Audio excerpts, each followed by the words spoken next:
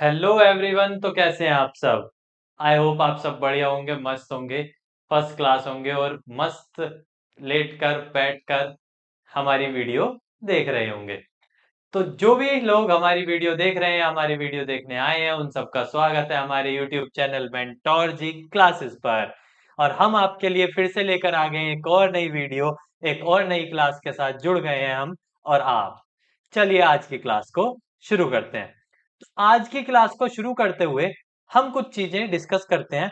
जैसे कि अभी तक हमने जो चीजें डिस्कस की वो ये चीजें डिस्कस की कि क्या क्या सैंपल स्पेसेस होते हैं, क्या क्या मेजर केसेस या मेजर चीजें हैं जो आपको पता होनी चाहिए। अब चैप्टर प्रोबेबिलिटी हम कर रहे थे, ठीक है। इससे पहले हमने चीजें थोड़ी सी डिस्कस की। उसके बाद अब ये जो चीजें हमने डिस्कस की, आपको तो लग रहा होगा ना हैवी पढ़ाई है, फालतू की चीज है, कि पिछली क्लास को तो यार क्या ही देखना, उसमें तो बस बकवास की है, कुछ नहीं है। तो मैं बता दूं, वही चीजें आपको यहाँ लिखी हुई हैं जो हमने सारी आपको पढ़ाई है। देखो, यहां वो कॉइन के बारे में बता रहा है, ठीक है। When we speak of a coin, तो हमने सबसे पहले आपको क्या पढ़ाया था? कॉइन ही पढ़ाया था। फिर नीचे आके देखो वो किसके बारे में बता रहा है। अनदर एग्जांपल आप ले सकते हैं, डाइस। क्या ले सकते हैं? डाई। अब देखो यहाँ पे आकर डाई के बारे में बता दिया।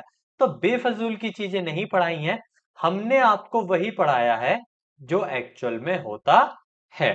तो आज की क्लास हम प्रोबेबिलिटी की स्टार्ट करने जा रहे हैं, ठीक है। तो हम क्या पढ़ रहे हैं? Chapter probability. अब प्रोबेबिलिटी में जरा कुछ बातें और हैं जो हमें थोड़ी सी डिस्कस करनी है। अब इसके अंदर ना एक वर्ड आता है इवेंट। क्या आता है इसके अंदर? एक वर्ड इवेंट। अब इवेंट क्या होता है? इवेंट क्या होता है कि इवेंचुअली मान लो आपने किसी सैंपल स्पेस को लिया।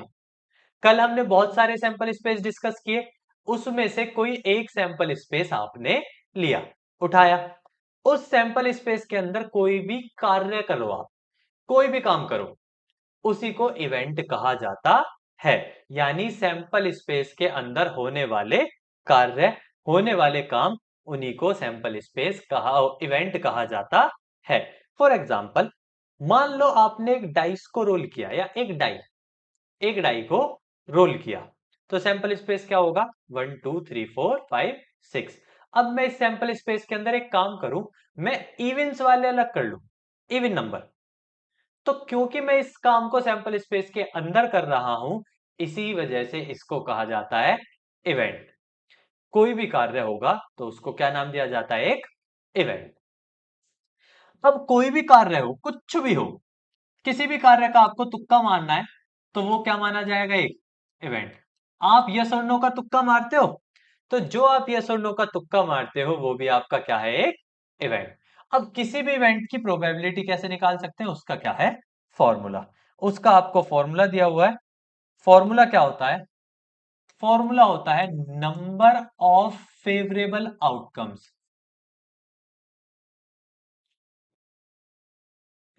FORABLE, number of favourable outcomes upon total number of outcomes.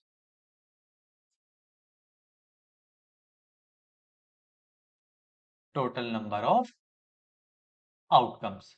यानी जो फॉर्मूला होता है वो कुछ इस तरीके का होता है, number of favourable outcomes upon total number of outcomes. यानी किसी भी इवेंट ई का अगर आपको प्रोबेबिलिटी निकालनी है, तो आप उसकी प्रोबेबिलिटी निकाल सकते हो number of favourable outcomes upon total number of outcomes, इस फॉर्मूले से, ठीक है। तो यहाँ पे आपको यही फॉर्मूला डिस्कस किया हुआ है, ठीक है। फिर उसने कुछ एग्जांपल्स लेने चालू कर दिए, एग्जाम्पल्स लेके वो आगे बढ़ता गया, एग्जाम्पल्स करता गया, पढ़ता गया। अब यहाँ पे आके उसने फिर से कुछ चीजें डिस्कस की हैं, ठीक है। एग्जाम्पल में जरूरत पड़ी या रिमार्क में, जो भी उसने, ठीक है, फिर से कुछ चीजें डिस्कस की हैं और ये सारी बातें उसने की हैं। अब उसने जो जो बातें की हैं वो हम आपको थोड़ा शॉर्ट में समझाते हैं, इंपॉर्टेंट बातें की हैं। अब क्या होता है, प्रोबेबिलिटी के ना कुछ मेन पॉइंट्स होते हैं। आप में से जो भी प्रोबेबिलिटी पढ़ने जा रहे हैं उनको ये पॉइंट्स पता होने चाहिए। ये बहुत इंपॉर्टेंट पॉइंट्स होते हैं, इनके बारे में आप सबको पता होना चाहिए। क्या भैया? पहला पॉइंट जो सबसे इंपॉर्टेंट है कि किसी भी इवेंट की प्रोबेबिलिटी 0 से बड़ी होती है और 1 से छोटी। किसी भी इवेंट की प्रोबेबिलिटी 0 से बड़ी होती है और 1 से छोटी होती है। 0 हो सकती है, 1 हो सकती है, दोनों हो सकती है। 0 भी हो सकती है और 1 भी हो सकती है, दोनों हो सकती है। लेकिन मेनली क्या होता है, 0 से बड़ी होती है और 1 से छोटी। 0 और 1 भी हो सकते हैं क्योंकि इक्वल्स टू का साइन है, तो मतलब 0 भी हो सकती है और 1 भी। अगर किसी इवेंट की प्रोबेबिलिटी 0 हो जाए, किसी इवेंट की प्रोबेबिलिटी क्या हो जाए, 0, क्या हो जाए, 0। तो 0 जब होती है, 0 कब होती है, जब वो इम्पॉसिबल इवेंट होता है। वो कार्य क्या हो, इम स्पेलिंग गलत हो गई, इम्पॉसिबल। स्पेलिंग गलत हो गई है, स्पेलिंग देख लेना, ठीक है। जब वो क्या हो, इम्पॉसिबल हो। इम्पॉसिबल होती है यानी कोई इवेंट इम्पॉसिबल है, यानी उसका होना संभव नहीं है, तो उसकी प्रोबेबिलिटी क्या होती है, 0। अब इसका बेहतरीन एग्जांपल हम आपको देके बताते हैं। अब मान लो हमारे हाथ में थैनोस की सारी अंगूठी आ गई हैं। अब हम कहें कि भैया क्या है कि हम चुटकी बजाएंगे और दुनिया क्या हो जाएगी, खत्म। अरे हमने तो अपना यूट्यूब चैनल अब स्टार्ट किया है, बेचारा दुनिया खत्म हो जाएगी तो यार बताओ, हमारा तो सपना अधूरा रह जाएगा है। आप सबको पढ़ाने का, आप सबके साथ मिलके रहने का, खुशियां मनाने का, आप अपनी एक बहुत बड़ी फैमिली बनाने का, ठीक है, आप सबके साथ जुड़कर एक फैमिली को बनाने का, अब ये सपना तो अधूरा ही रह जाएगा, बताओ, हद हो जाएगी। तो मान लो मेरे पास थैनोस का हाथ है और मेरी चुटकी बजाते ही दुनिया क्या हो जाएगी, खत्म। मेरी चुटकी बजाते ही दुनिया क्या हो जाएगी, खत्म। तो अब ये बताओ इसके कितने चांसेस हैं। तो आप कहोगे भैया ये इम्पॉसिबल है, क्यों, क्योंकि मेरी चुटकी से कुछ भी होने वाला नहीं है। बजा दी, लो, और बजवा लो, कितनी बजवा लो, चुटकी से कुछ होने वाला नहीं है। तो ऐसे इवेंट्स को क्या कहते हैं, इम्पॉसिबल। अब आप कहोगे भैया एक आध एग्जाम्पल और हो जाए, यहाँ तो माहौल जम गया, एक आध एग्जाम्पल और हो जाए। तो इम्पॉसिबल में मैं कहूं कि रात को मैं सो के उठूंगा, तो जैसे ही मैं सो के उठूंगा मेरी हाइट आसमान जितनी हो जाएगी। लो भैया, क्या कह दिया, ठीक है, मेरी हाइट आसमान जितनी हो जाएगी। हो सकती है क्या किसी की हाइट आसमान जितनी, इम्पॉसिबल है। तो ऐसे इवेंट्स जिनका होना ही संभव नहीं है, जो चीजें ही नहीं हो सकती, ऐसे इवेंट्स को क्या कहा जाता है, इम्पॉसिबल। और इम्पॉसिबल इवेंट्स की प्रोबेबिलिटी हमेशा क्या होती है, 0। अब 1 किसकी प्रोबेबिलिटी होती है, ये जो 1 है, तो ये 1 किसकी प्रोबेबिलिटी होती है, तो 1 जो प्रोबेबिलिटी होती है वो होती है श्योर की, श्योर इवेंट। कैसे events, sure events. Sure events का मतलब है भैया जिनका होना 100% तय है, यानी तय हो चुका है कि ऐसा होगा ही होगा, ठीक है। फॉर एग्जाम्पल, भैया कल सूरज उगेगा, 100% श्योर है उगेगा ही उगेगा, उसकी प्रोबेबिलिटी 1। ना आप रोक सकते हैं ना हम रोक सकते हैं, भैया हमारे बस में तो है नहीं कि सूर्य को उदय होने से रोक ले, हैं। तो कल तो सवेरा होगा ही होगा। अब कल सवेरा होगा ही होगा, तो भैया ये तो श्योर इवेंट हुआ, बिल्कुल जी श्योर है, 100% श्योर है। जैसे कि अब क्या है श्योर इवेंट और भी है, ठीक है, और क्या है श्योर इवेंट, श्योर है कि आप हमारे चैनल को सब्सक्राइब करके बेहतरीन तरीके से शेयर करेंगे, ठीक है। तो भैया क्या क्या हो गया, ये श्योर इवेंट है, ये तो श्योर आप बनाओगे, श्योर इवेंट ये तो आपके हाथ में है इसको बनाना। तो ये भी श्योर इवेंट हो जाएगा अगर आप सब कर दोगे तो, ठीक है।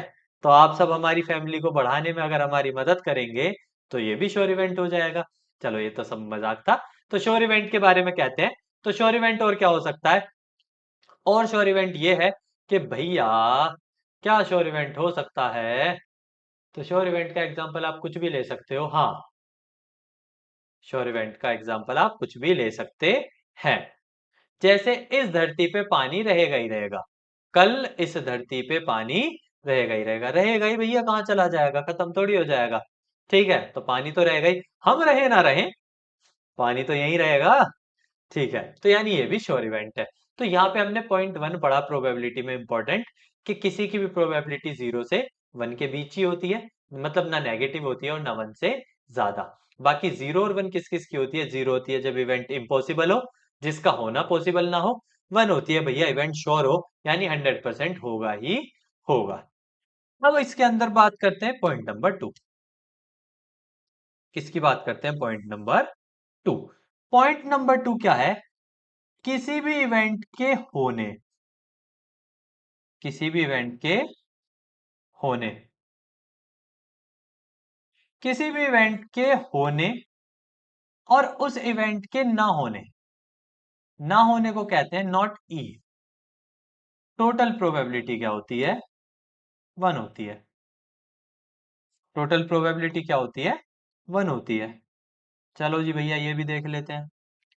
कह रहा है, क्वेश्चन क्या कहता है, मतलब बात क्या कह रही है कि कोई भी इवेंट आप ले लो, उसके होने और ना होने की प्रोबेबिलिटी क्या होगी?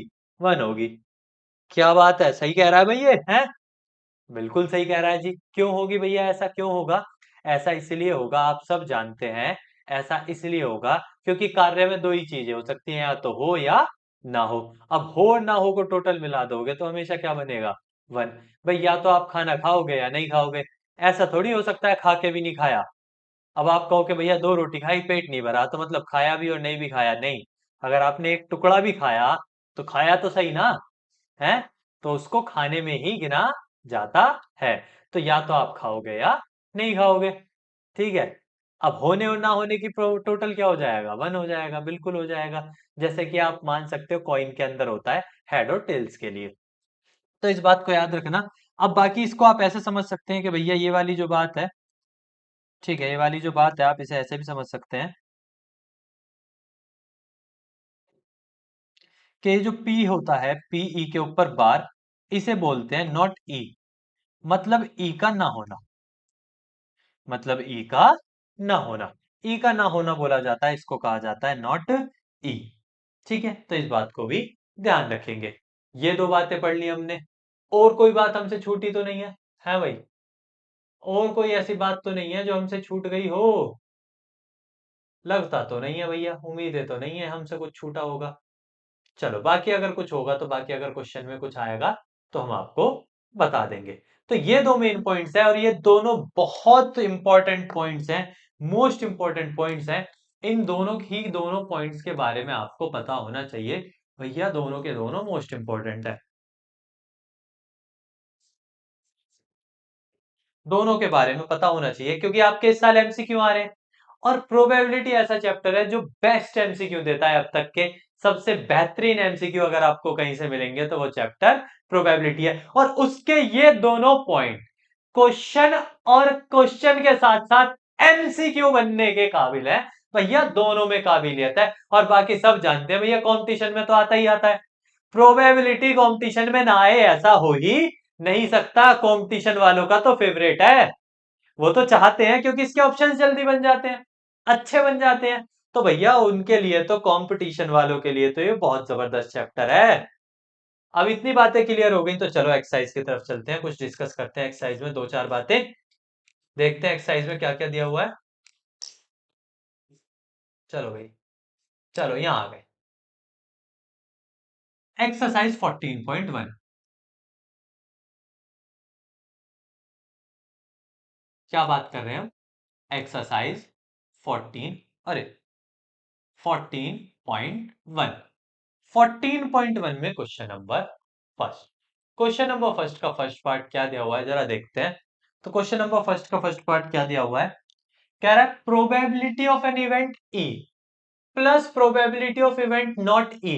अभी अभी बताए थे सेकंड पॉइंट, किसी भी प्रोबेबिलिटी के होने प्लस उसके ना होने की टोटल प्रोबेबिलिटी कितनी बनती है? 1। हो गया पहले पार्ट का आंसर। क्यों बड़े लोग, हो गया या नहीं? ठीक है। सेकंड, सेकंड क्या कह रहा है? चलो एक बार रीड करते हैं, हम सब मिलके हैं बिड़ू लोग, एक बार रीड कर लो। चलो इसे थोड़ा सा बड़ा कर लेते हैं, ठीक है, रीड करने में आपको आसानी होगी। चलो, अब क्या कह रहा है? The probability of event that can not happen.